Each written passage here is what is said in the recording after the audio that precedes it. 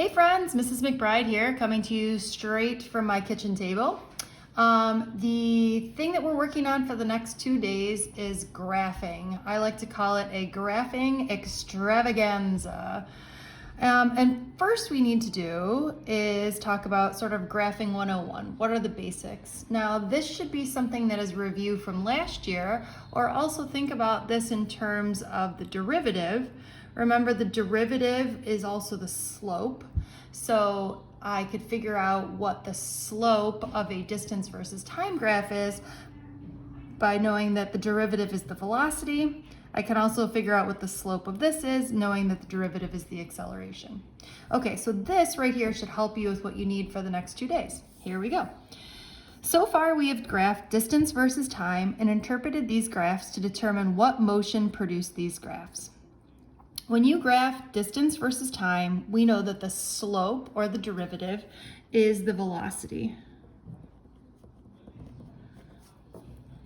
When you graph velocity versus time, the slope, or the derivative, is the acceleration.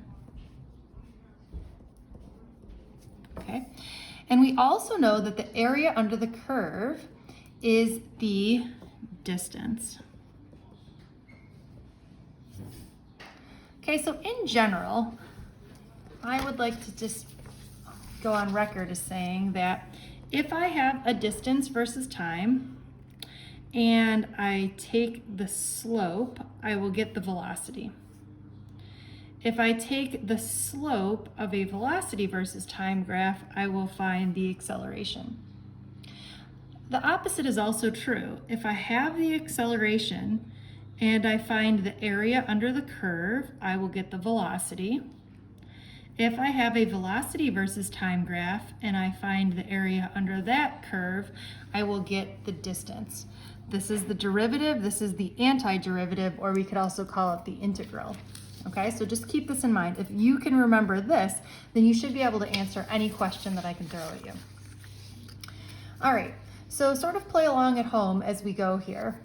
If something is walking or running, what does this shape of the graph look like? Hopefully you said it looks something like this, a nice slanted line. Remember our old swoop, slant, flat, right? So we would call this sort of a slant. And then we would also say that when I know that the slope of the line is the velocity. Is the velocity or the slope constant, zero, or changing? Well, I would say that the slope of this line looks constant, and therefore the velocity is constant. If the velocity is constant, we should get a graph that looks like this. Look, the velocity is constant. We know that this is a flat line, okay? And we know that the slope of this line is the acceleration. So is the acceleration or the slope of this line constant, zero, or changing? Hopefully you're saying to yourself, hey, the slope is zero, okay? Or that the acceleration is zero. Now this makes sense because if we're walking or running with a constant velocity, we know that the acceleration is zero, right? That's what constant velocity means, okay? And here's another flat. Remember, things are always going to follow the pattern: swoop, slant, flat. And once you get to flat, you continue on flat forever. Hopefully you are at home doing our little hand motion: swoop, slant, flat, okay? Let's talk about what happens when something is accelerating. Okay, you should see this nice swoop here. Okay, and the slope of this line represents the velocity. We know that if something is accelerating, we have a changing velocity, or a velocity that starts at zero and goes to something, right? So the velocity is changing here. And here's our, slant, swoop, slant. Hopefully you're saying to yourself, I know what this one is already, or flat. Okay, well, because the acceleration is the slope of this line, is the acceleration or the slope constant, zero, or changing? Hopefully you're saying that the slope is constant, right? If it was, let's say, for example, 9.8, meters per second squared, we would get this nice constant acceleration. Okay? Decelerating is the same type of thing here, where you would get a nice swoop here, but we're sort of swooping in the opposite direction, right? We know that the velocity is changing, and in this case, we're starting out at a high velocity and going to a 0 velocity. So you might get something that looks like this, right? What's different about this and this? Hopefully you're saying, well, this has a positive slope and this has a negative slope. So although the acceleration is constant, it is constantly negative. So if we sort of draw our line here, right, and this is our time, we find that we're below here or in the negative slope, okay?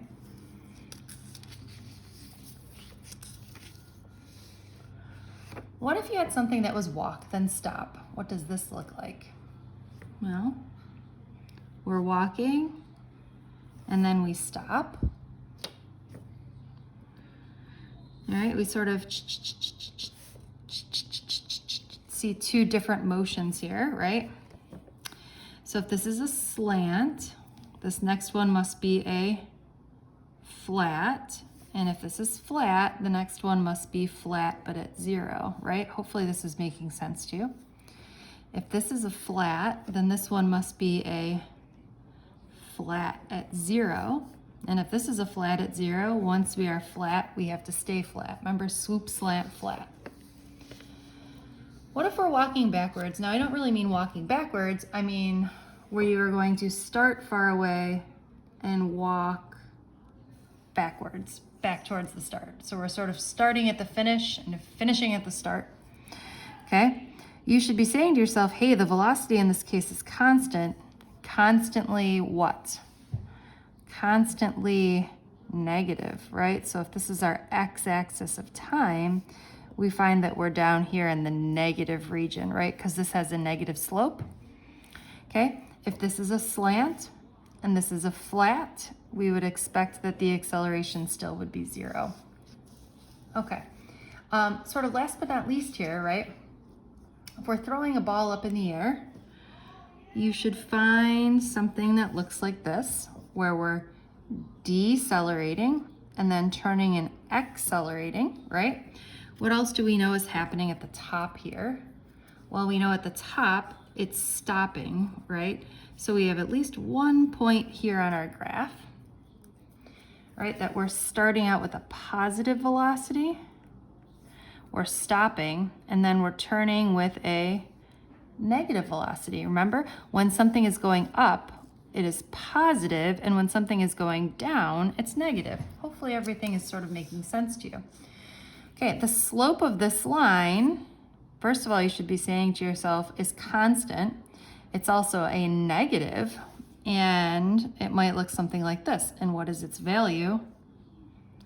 Hopefully you're saying that its value is negative 9.8 meters per second squared. All right, friends, I hope that makes sense and that you enjoyed Graphing 101. And again, just a reminder, use this piece of information here. That way, whenever you're given a graph, you can go from there. All right, so again, if you're given the distance, take the slope of the line to find the velocity. If you're given the velocity, take the slope to find the acceleration. Vice versa. If you're given the acceleration, you can find the area under the curve. Think about what that area might be, right? In this case, the area would be a triangle, so you could use 1/2 base times height to find that. Okay, you take the area to find the velocity. If you have a velocity versus time graph and you take the area under the curve, that will give you the displacement. All right, bye friends.